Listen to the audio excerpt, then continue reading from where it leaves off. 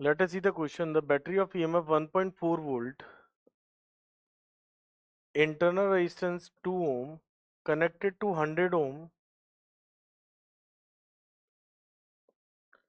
resistor through a emitter. यहाँ पर एक emitter भी mention कर देते हैं.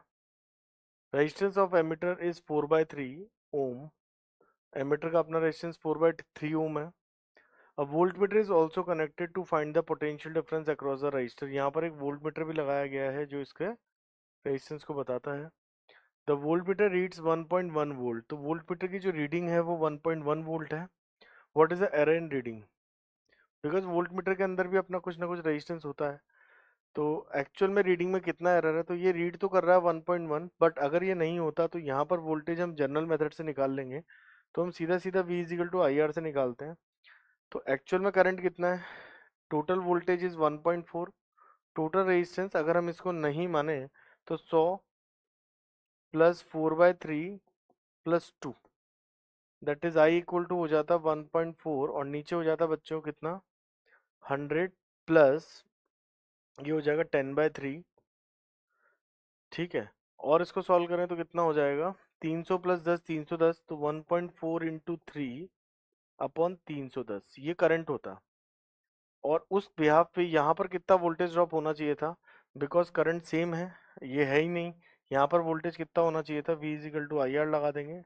आई कितना आया 1.4 इंटू 3 310 इंटू रेजिस्टेंस कितना 100, मल्टीप्लाई करते हैं, ये इससे कैंसिल आउट हो गया तो ये होगा 42, पॉइंट हट जाएगा 10 से, तो 14 इंटू 3 42/31. अब इसको डिवाइड लगा लेते हैं, अप्रोक्स कितना आ रहा है देखिए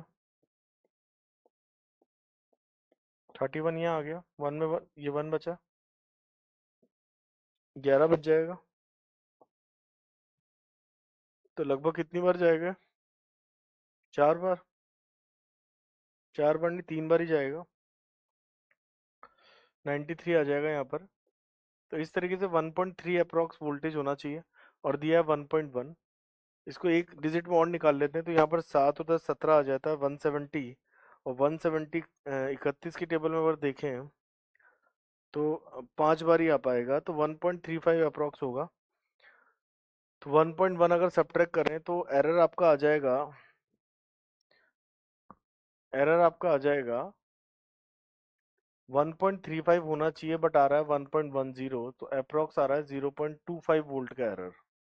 तो एक्चुअल में होना इतना वोल्टेज चाहिए, पर मेजर कर रहा है 1.10 वोल्ट, तो एरर 0.25 वोल्ट, तो ये इसका सही आंसर होगा.